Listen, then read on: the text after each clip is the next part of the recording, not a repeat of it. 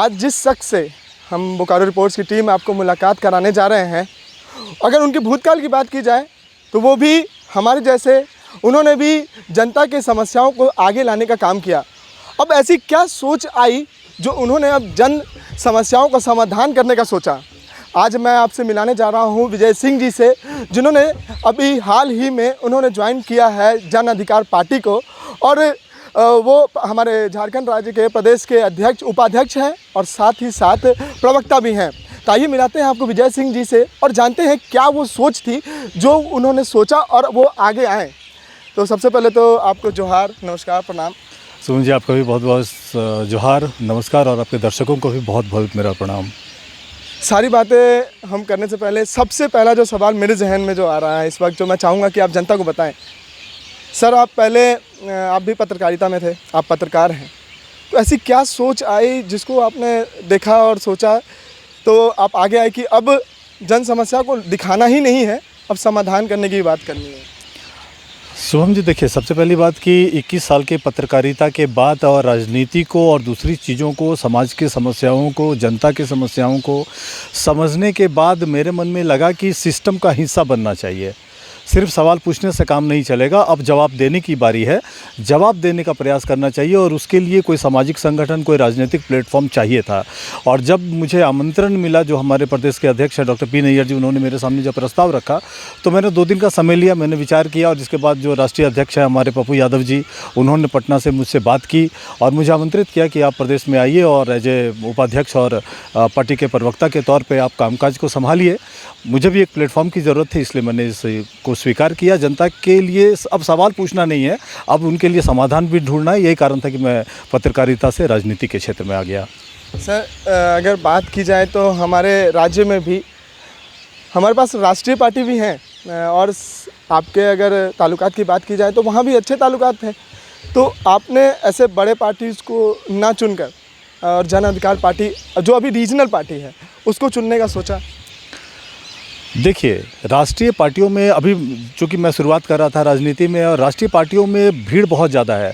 आप भारतीय जनता पार्टी की बात करें, कांग्रेस की बात करें, तो उनके पास पहले से ही लोग इतने ज़्यादा हैं कि आपको सही जगह नहीं मिलेगा, आप अपना काम नहीं कर पाएंगे और आपकी पोटेंशियल का पार्टी इस्तेमाल नहीं कर पाएगी।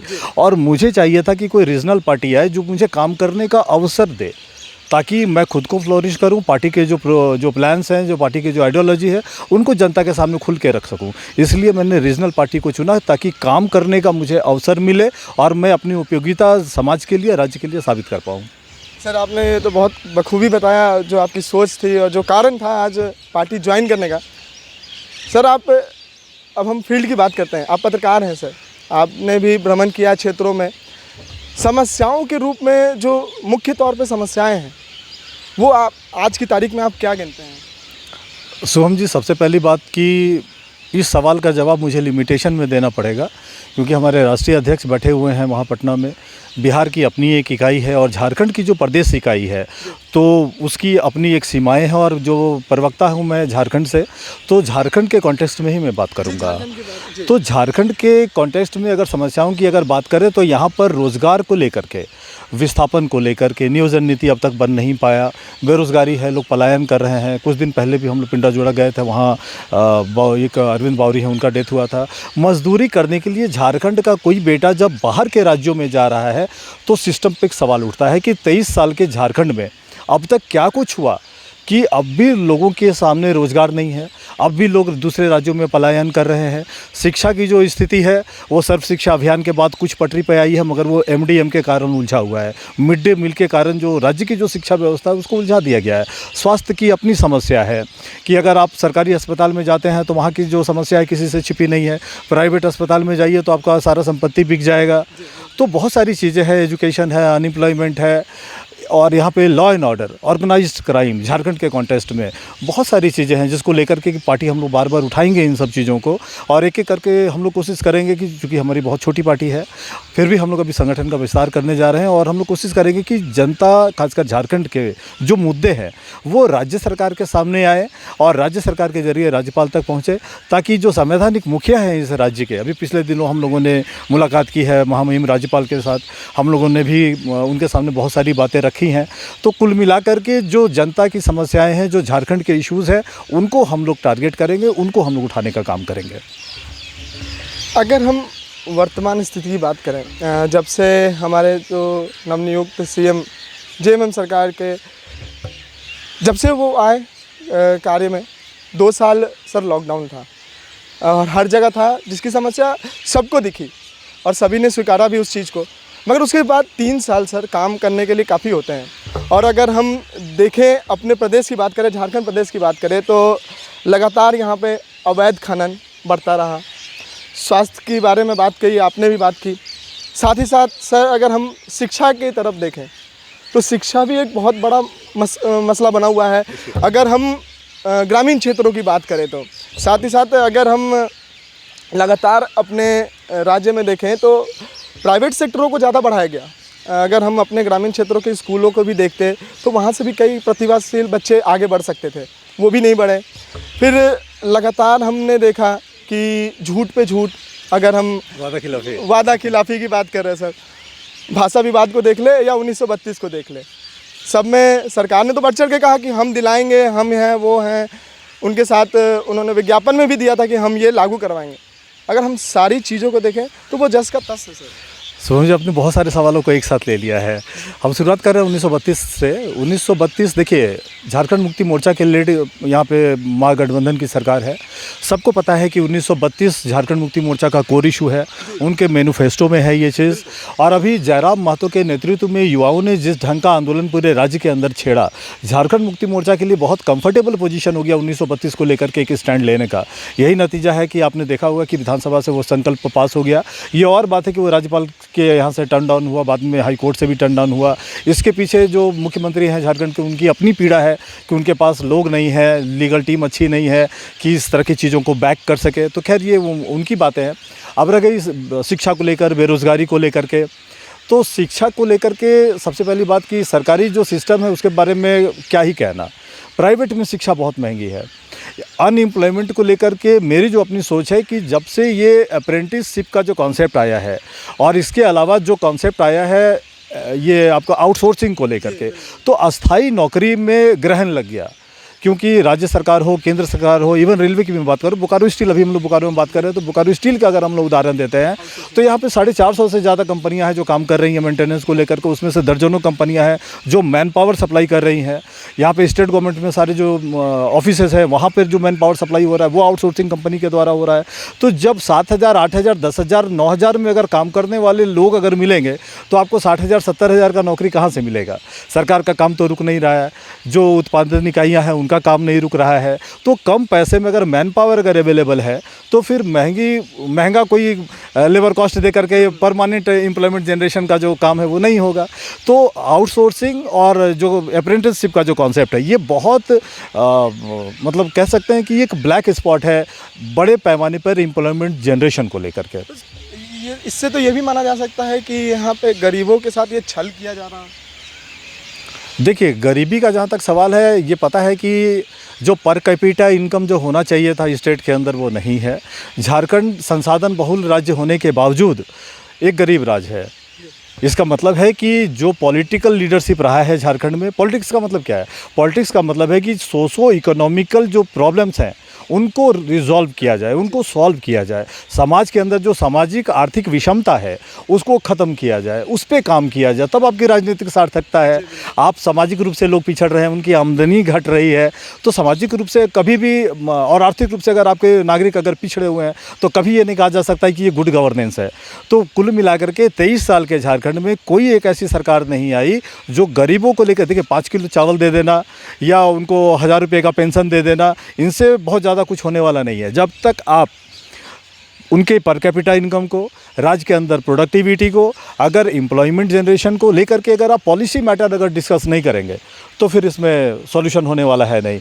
अगर नियोजन नीति की बात करें तो अभी हम लोगों ने महामहिम राज्यपाल से मुलाकात की थी। हमारे जो प्रदेश अध्यक्ष हैं डॉक्टर पी नैयर जी, उनके नेतृत्व में एक डेलीगेशन गया था रांची, उनसे मुलाकात की। हम लोगों ने फार्मूला दिया है 75-25 का कि झारखंड के जो लोग हैं उनको 75% और जो रेस्ट जो दूसरे स्टेट के लोग यहाँ पर हैं उनके लिए 25%। इसके पीछे शुभम जी 2 तर्क है। एक तो जो राज्य की जो जनसंख्या है वो लगभग 3.25 करोड़ के आसपास है। तो 3 करोड़ अगर यहाँ के आदिवासी और मूलवासी हैं तो 75% उनका हो गया, और जो 60-70 लाख जो बाहर के लोग हैं उनके लिए 25% हो गया। तो राज्यपाल जी से जब मुलाकात हुई थी, इसके बारे में तो धनबाद और बोकारो क्षेत्र में 70% हाँ। आबादी बाहरी है, तो उन क्षेत्रों की बात हम करें तो वहाँ पे देखिए ये मामला कुल मिलाकर ऐसा है कि धनबाद है, बोकारो है, जमशेदपुर है, तो ये कुछ ज़िले ऐसे हैं जिसमें जो शहरी इलाका है उसमें है कि बाहर से रहने वाले लोगों की संख्या ज़्यादा है, इसमें कोई दो राय नहीं है। लेकिन जब नीति बनेगी तो पूरे राज्य की बनेगी। तो जब धनबाद, बोकारो, जमशेदपुर के लिए तो पॉलिसी स्टेट गवर्नमेंट नहीं बनाएगी। जब कभी भी स्टेट गवर्नमेंट को पॉलिसी बनाना है तो पूरे स्टेट के लिए बनाना है। तो स्टेट के कॉन्टेक्स्ट में जब बात करना है तो फिर ये जो जमशेदपुर, बोकारो, धनबाद वाला जो कॉन्सेप्ट दिया जाता है, फार्मूला दिया जाता है, इसको हो सकता है कि मिस इंटरप्रेट भी किया गया हो। लेकिन जो फार्मूला हम लोगों ने दिया, अभी 60-40 का आपको मालूम है कि राज्य के अंदर क्या माहौल है।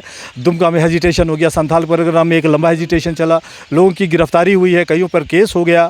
60-40 ना चल तो ये एक नारा चल रहा है पूरे राज्य के अंदर। इसलिए पार्टी ने बहुत सोच समझकर 75-25 का फार्मूला दिया है। राज्यपाल जी ने भी उसको अप्रिशिएट किया है। उन्होंने कहा भी था उस बैठक में, डेलीगेशन में, कि आप ये जो मुद्दा है आपका, ये हम केंद्र सरकार को और राज्य सरकार, हम लोग दोनों को देने जा रहे हैं। ये हम लगातार सर गरीबी पे बात कर रहे थे। अभी एक तर्क है जो अगर लिखित रूप में देखा जाए तो ये मिल पाना मुश्किल होगा, लेकिन अगर वर्बली कहा जाए, शब्दों में कहा जाए, तो ये आए दिन सुना जाता है। सर कहा जाता था, जब मैं अपनी पढ़ाई कर रहा था, आप बड़े हैं हमसे, आपने देखा भी होगा, आपने पत्रकारिता में कई उम्र भी दी है।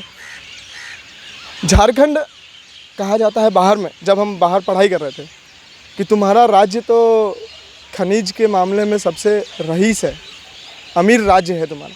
लेकिन फिर वही राज्य की बात करें तो हमारे मुख्यमंत्री बताते हैं कि हम सबसे गरीब राज्य में हैं। यही विडंबना है शुभम जी, झारखंड की यही विडंबना है और यही दुर्भाग्य भी, कि संसाधन बहुल राज्य को अगर गरीब कहा जाता है, या जो राज्य के मुखिया वो खुद स्वीकार करते हैं कि हम गरीब राज्य में हैं, इसका मतलब है कि जो 23 साल का शासन रहा है वो कहीं ना कहीं फेल हो गया। भारतीय जनता पार्टी, कांग्रेस, जेएमएम सब ने मिलकर बारी बारी यहाँ इस राज्य में शासन किया। इसका मतलब है कि शासक ईमानदार नहीं रहा, वो हमेशा दिग्भ्रमित रहा, वो हमेशा लक्ष्य से भटकता रहा। या फिर ये भी हो सकता है कि जो नीति नियंता है, जो पॉलिसी मेकर्स हैं, उनको इस राज्य से प्यार ही नहीं, उनको इस राज्य से लगाव ही नहीं, उनको झारखंड से कोई लेना देना नहीं है। उनको ये पता है, मुझे जैसा लगता है कि अब तक जो भी लोग सत्ता में बैठे हुए हैं उनका कॉन्सेप्ट ये है कि कोई भी फार्मूला बने, कोई भी नीति अगर बने तो वो सबसे पहले अपना फ़ायदा ढूंढते हैं कि इसमें मेरा क्या हिस्सेदारी है, इसमें मेरा क्या, जो मतलब हमको क्या मिलने जा रहा है। तो जब सबसे पहले राज्य हित के मामले में लोग अपने इंटरेस्ट को आगे करेंगे तो राज्य का नुकसान तो होगा ही। सर अगर हमने बात की अभी समस्याओं की, कार्यकाल पे भी थोड़ा बात कर लेते हैं। सर अगर मैंने पहले भी बताया था 2 साल तो अगर छोड़ दिया जाए उसका, जी 3 साल की बात करते हैं तो सर 3 साल में हमने क्या देखा राज्य में? आंदोलन, आंदोलन और आंदोलन। इसके अलावा तो और कुछ देखने को, वैसा बदलाव हम अपने राज्य में तो देखने को नहीं मिला। शुभम जी, 3.5 साल से ज़्यादा लंबा कार्यकाल हो गया है मौजूदा हेमंत सोरेन सरकार का। 2 साल आप ठीक कह रहे हैं कि जो कोविड पीरियड रहा है उसके बाद का लगभग 1.5-2 साल का जो काम करने का इनको मौका लगा। आप कह रहे हैं कि आंदोलन, आंदोलन और आंदोलन क्यों हो रहा है, या लगातार एक आंदोलन का सिलसिला क्यों है? ये इसलिए है क्योंकि आपने वादा खिलाफी किया। आप जब सत्ता में आ रहे थे तो आपने कहा था कि 1932 को लागू करेंगे, मेरे मैनिफेस्टो पे है, वो नहीं हुआ। आप कह रहे थे कि जो अनएम्प्लॉयड यूथ हैं, एजुकेटेड, जो ग्रेजुएट हैं, जो पोस्ट ग्रेजुएट हैं, उनको 5,000 और 7,000 का आप भत्ता देंगे, कुछ भी नहीं हुआ। आपके जो अफसर्स हैं उसको इतना टेक्निकल बना दिए कि राज्य में एक भी युवा को भत्ता नहीं मिला आज तक। आप जब कभी भी बात करते हैं कि मैं ये करूँगा, वो करूँगा, देखिए राजनीति आज वादों से नहीं चलेगा। आपकी जो क्रेडिबिलिटी है, आपका जो काम है, वो बताएगा कि आपका जो कमिटमेंट है पब्लिक के प्रति, आपका जो कमिटमेंट है लोगों के प्रति, वो कितना फुलफिल हुआ। सत्ता के बाहर आप कुछ कह रहे हैं, सत्ता में आने के बाद आप कुछ नहीं कर पा रहे हैं। इसका मतलब है कि जो पॉलिटिकल लीडरशिप है झारखंड के अंदर, वो कहीं ना कहीं ब्यूरोक्रेसी के अंडर शैडो है। ब्यूरोक्रेटिक सेटअप जो है वो पॉलिटिकल सेटअप को इस ढंग से अंडर शैडो किया हुआ है कि आप कोई भी कमिटमेंट जो पॉलिटिकल करते हैं वो पॉलिसी कन्वर्ट नहीं हो पा रहा है। इसका मतलब है कि आपको पॉलिटिकली और ज़्यादा स्ट्रांग होना पड़ेगा। और झारखंड के अंदर मुखिया ऐसा होना चाहिए कि जब कभी भी कोई फाइल उनके पास जाए तो वो सिर्फ सिग्नेचर करके खोल के दे देते हैं कि आपको यहाँ साइन करना है। ये नहीं चलेगा, फाइल ले करके आइए। अब जब तक आप IAS IPS को ये नहीं करेंगे कि आप फाइल छोड़ करके जाओ, मैं देख लेता हूँ, बाद में आओ, मैं देख लेता हूँ, मुझे समझने दो पहले चीज़ों को। तो जब तक ये डिटर्मिनेशन, ये पॉलिटिकल विल पावर, ये पॉलिटिकल समझ अगर राज्य के अंदर विकसित अगर नहीं होगा तो राज्य इसी तरह से नीति अपंगता का शिकार, जिसको कहते हैं कि पॉलिसी जो पैरालिसिस है, वो कंटिन्यू करेगा, वो बना रहेगा। सूत्रों की माने तो हमारे अभी आपने IAS IPS की बात कही, तो सूत्रों की माने तो हमारे जो मौजूदा सरकार है वो IPS और IAS की बहाली में इतने पैसे मांग ले रहे हैं कि बेचारे IPS और IAS को भी अपना जेब भरना पड़ रहा है। सोहन जी, ऐसा है ना कि IAS IPS की बहाली ये करते नहीं है। IAS IPS बहाली जो होती है वो UPSC से होता है, वो सेंट्रल एजेंसी है, वहाँ पर इनके हाथ में सिर्फ ट्रांसफ़र पोस्टिंग है। राज्य के 24 जिलों को चलाने के लिए जो सैकड़ों IAS और IPS इनको मिले हुए हैं, उसके ट्रांसफ़र पोस्टिंग को लेकर के मतलब आप सही कह रहे हैं कि ये आरोप सरकार के ऊपर लगता रहा है। और अगर ऐसा अगर हो रहा है तो ये गंभीर विषय है, क्योंकि राज्य का ऑफिसर अगर अपने ट्रांसफ़र पोस्टिंग के लिए पैसा देगा तो जाहिर है कहीं ना कहीं से वो लूटेगा, जाहिर है कहीं ना कहीं जनता के हित के साथ वो समझौता करेगा, करप्शन बढ़ेगा। अभी राज्य के अंदर देखिए, कोयला को लेकर के लोग बात कर रहे हैं, अवैध उत्खनन को लेकर बात कर रहे हैं। ये जो अवैध उत्खनन का मामला है या कोयला तस्करी का जो मामला है, ये कहीं ना कहीं ऑर्गेनाइज्ड क्राइम है और इसको थाना स्तर पे रोका जा सकता है। हमारे IAS अगर बैठे हुए हैं अपने मुख्यालय में तो यहाँ से वो कंट्रोल नहीं करेंगे। करप्शन नीचे से ऊपर जाता है और कभी कभी जब पॉलिटिकल विल पावर अगर इसमें अगर इन्वॉल्व हो जाए तो करप्शन ऊपर से नीचे आता है। थाना के क्षेत्र में अगर कोई करप्शन हो रहा है, कोई ऑर्गेनाइज्ड क्राइम चल रहा है, किसी भी चीज़ को, रैंसम को लेके, कोयला को लेके, लोहा को लेकर के, दूसरी चीज़ों को लेकर के, तो कहीं नहीं थाने की इन्वॉल्वमेंट है उसके अंदर। कोई भी थाना अधिकारी अगर ये कहता है कि मेरे क्षेत्र में अपराध हो रहा है, संगठित अपराध हो रहा है और मुझे इसकी जानकारी नहीं, तो वो झूठ बोल रहा है। क्योंकि इस तरह के मामले में हमेशा ये होता है कि वो उसकी शिथिलता हो सकती है कि वो जानता है, वो कार्रवाई नहीं कर रहा है, तो इसको हम लोग कह सकते हैं कि उसकी शिथिलता है। अनभिज्ञता तो सवाल ही पैदा नहीं होता है। उसके पास सोर्स ऑफ इन्फॉर्मेशन इतना ज़्यादा है कि वो हर हाल में उनके पास जानकारी है। वो अगर कार्रवाई ना करें तो ये उनकी बात है, लेकिन वो अनभिज्ञ हैं, वो जानकारी उनके पास नहीं है, ये कोई नहीं मानेगा। इसी से जुड़ा एक सवाल ज़रूर आता है याद। अगर हम अपने राज्य की सरकार की बात करें, वो गठबंधन में है कांग्रेस के साथ, और अगर हम पूरे देश की बात करें तो वो कांग्रेस वो है, अपने आप को वो पार्टी बताती है जो गलत हो रहे कामों को सबसे ज़्यादा सामने रखने वाले हों। अगर हम राज्य में पूरे हर राज्यों में देखें भारत में, तो मोदी जी की बात करें, हमारे प्रधानमंत्री की बात करें, उनके नीतियों को लेके हमेशा सामने आया है कि ये नीति गलत है, ये नहीं होना चाहिए, वो नहीं होना चाहिए। अब इसी पे एक सवाल ये बनता है कि हमारे राज्य में तो उनका एक पद है, वो सत्ता पक्ष है, लेकिन उनको ये कोयला खनन, बालू खनन एवं अगर गिट्टी की बात करें और लोहे चोरी की बात करें, ये नहीं दिखा, इसको सामने वो नहीं लाए। सुन जी, आपके सवाल में दो हिस्सा है। एक तो है कि आपने इसको पूछा है राष्ट्रीय परिप्रेक्ष्य में और राज्य के कॉन्टेस्ट में। तो राष्ट्रीय परिप्रेक्ष्य में जो आपका सवाल है उसका जवाब तो मैं नहीं दूंगा, उसके लिए हमारे जो राष्ट्रीय अध्यक्ष है वो अधिकृत है बात करने के लिए, इसलिए नेशनल लेवल पे मैं बात नहीं कर रहा हूँ। रही बात झारखंड की, तो यहाँ पर अगर कोयला को लेकर, पत्थर को लेकर और दूसरे चीज़ों की तस्करी को लेकर अगर ऑर्गेनाइज क्राइम हो रहा है और उसमें अगर कांग्रेस अगर मौजूदा सरकार में अगर एलाई पार्टनर है, तो कांग्रेस की नैतिक जिम्मेवारी है कि इस पूरे कांड का जो ठिकरा है वो उसके ऊपर भी फूटेगा। अगर हेमंत सोरेन सरकार करप्शन में लिप्त है तो कांग्रेस अपने दायित्व से नहीं बच सकती है। इस पूरे मामले पे झारखंड मुक्ति मोर्चा की सरकार अगर बदनाम होगी तो कांग्रेस नहीं बचेगी, कांग्रेस उसमें साझीदार है, ये ठिकरा कांग्रेस के ऊपर भी फूटेगा। सर, अब कुछ बातें आगे कर लेते हैं। क्या तैयारी है? 24 अभी नज़दीक है, तो सर आपकी पार्टी किस तरीके से सोच रही है आगे आने वाले चुनाव को लेकर? देखिए, 24 में लोकसभा का चुनाव होना है, 25 में विधानसभा का चुनाव होना है। जो राष्ट्रीय अध्यक्ष बार बार कहते हैं और जो उनका वक्तव्य आता है, उनका जो स्टैंड है, हम लोग ये मान करके चल रहे हैं कि गैर बीजेपी स्टैंड के तरफ पार्टी को जाना है। और 24 का जो लोकसभा का जो चुनाव होगा, झारखंड के कॉन्टेस्ट में बात करें तो 14 सीटें हैं झारखंड में, और लोकसभा में पार्टी का क्या स्टैंड होगा इसमें अभी समय है। राष्ट्रीय अध्यक्ष का निर्देश आएगा, फिर हम लोग स्टैंड लेंगे कि क्या करना है और नहीं करना है। और रही बात 1925 के विधानसभा चुनाव को लेकर के, तो पार्टी अपने संगठन का विस्तार कर रही है, जो हमारे राष्ट्रीय अध्यक्ष का निर्देश है। जो प्रदेश में हमारे अध्यक्ष हैं डॉक्टर पी नैयर जी, उनके द्वारा भी बार बार कोशिश हो रहा है। हम लोग भी अपने लेवल पर बात कर रहे हैं कि संगठन को मजबूत करना है। 1932 की बात करें, अगर हम थोड़ा सा, मैं रोक रहा हूँ आपको, कि 32 की बात करें तो इस जो दौरान जो बातें फैली हैं कि बाहरी विरोध, इस बाहरी विरोध को कैसे टैकल करेंगे आप? देखिए, 1932 को लेकर के पार्टी ने सैद्धांतिक सहमति दी है। हम लोग शुभम जी विधायी पावर नहीं रखते हैं, हमारे एक भी विधायक विधानसभा के अंदर नहीं है, इसलिए पार्टी ने सैद्धांतिक समर्थन दिया है 1932 को लेकर के। पार्टी का स्टैंड ये है कि राज्य सरकार जिनके पास विधायी पावर है उनको सरकार बनानी है, उनको ये कानून बनाना है कि 1932 जो स्थानीय नीति होगा, जो नियोजन नीति होगा, उसका आधार क्या होगा। हम लोगों ने सैद्धांतिक सहमति दी है 1932 को लेकर के। हम लोग भी इंतजार कर रहे हैं कि जो नियोजन नीति या स्थानीय नीति जब सरकार बनाएगी तो फिर हम लोग उसके मेरिट पर बात करेंगे। अब रह गई है बाहरी भीतरी को लेकर के, तो भारत में एक संघीय ढांचा है, उस संघीय ढांचे का हिस्सा है झारखंड। तो झारखंड में अगर हम लोग बात कर रहे हैं तो कोई बाहरी भीतरी ऐसा नहीं है। हाँ, एक चीज़ है कि राज्य के निर्माण के बाद 2000 के बाद जब राज्य का बंटवारा हुआ है तो कुछ लोग झारखंड में जो अस्थायी रूप से यहाँ के जो मूलवासी हैं, जो यहाँ के आदिवासी है, जाहिर है कि जो उनके साथ आर्थिक सामाजिक शोषण हो रहा था, राजनीतिक जो विभेद जो उनके अंदर था, अनबैलेंस था, राज्य डेवलप नहीं कर रहा था, राज्य का ये हिस्सा डेवलप नहीं कर रहा था, इसलिए राज्य का बंटवारा हुआ। एक लंबा आंदोलन चला झारखंड मुक्ति मोर्चा, आजसू, बाद में वाजपेयी जी के सरकार के टाइम में इस राज्य का बंटवारा हुआ। लेकिन बंटवारे के बाद बिहार के बहुत सारे लोगों का बहुत कुछ यहाँ छूट गया है, तो उनको नज़रअंदाज करना पॉलिटिकली मतलब करेक्ट नहीं है। इसलिए उनको भी उचित भागीदारी देते हुए उनके लिए भी उनका हित सुरक्षित रहे, उनका भविष्य सुरक्षित रहे, उनके बच्चों को रोजगार और शिक्षा मिले, इसलिए पार्टी ये मानकर चल रही है कि 75-25 का जो फार्मूला हम लोगों ने दिया है, बस उसी बात को ध्यान में रख कर दिया कि बिहार के जो लोग यहाँ पर रह गए हैं उनका जो हित है वो सुरक्षित रहे और 25% उनके लिए संसाधन में और अवसरों में रिजर्व रहे। पार्टी ऐसा मानती है, बाहरी भीतरी जैसा कुछ नहीं है।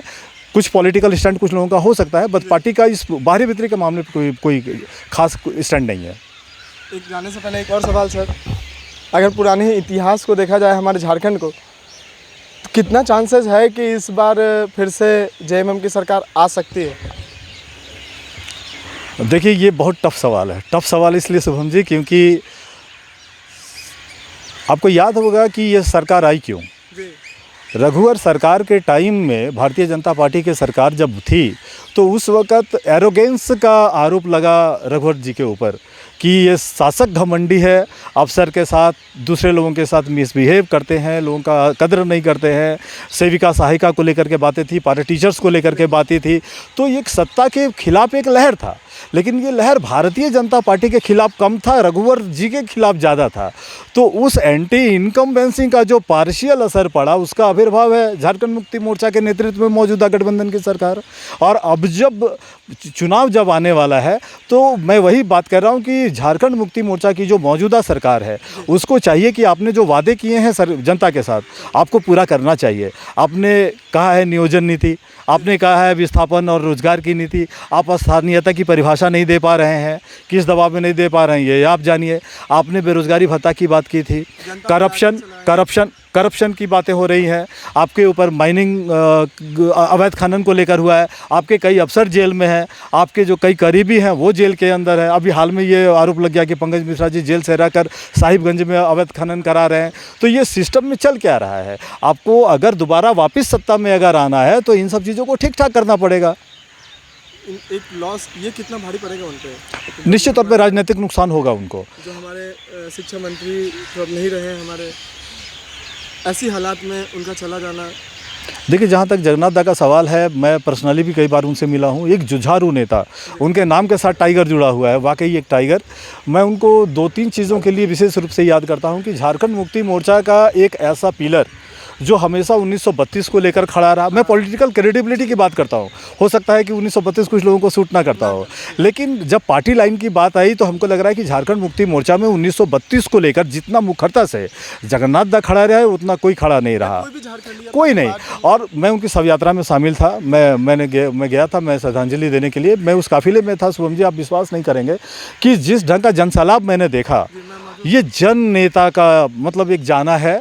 और मतलब कोई मास लीडर क्या होता है, ये जगन्नाथ दा का जो पॉलिटिकल जो कैरियर है, 2000 में उनकी राजनीतिक जीवन शुरू हुई।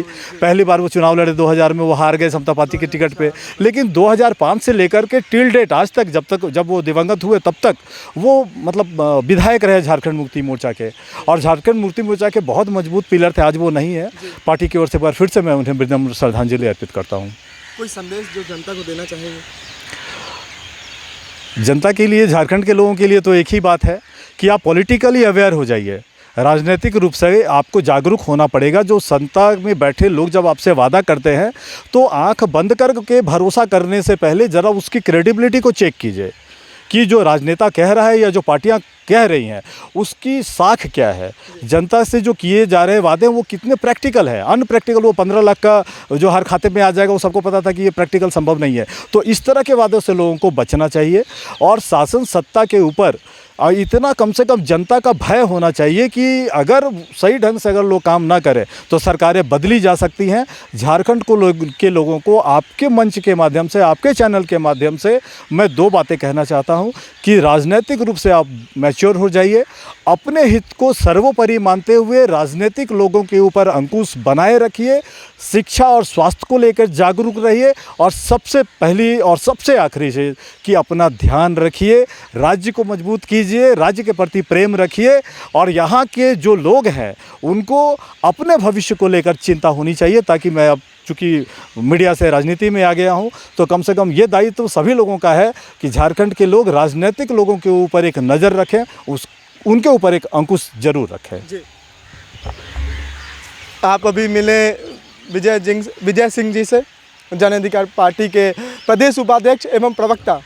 इन्होंने एक शब्द में एक बात बोली कि झूठे वादों से बचें, पहले वादे करने वालों को जांच ले कि क्या वो वादों को पूरा कर सकते हैं या नहीं, क्या वो सक्षम है या नहीं। झूठे वादों से ज़रूर बचें। ऐसे ही आसपास की खबरों को हम दिखाते रहेंगे। देखने के लिए जुड़े रहें बोकारो रिपोर्ट्स के साथ। धन्यवाद।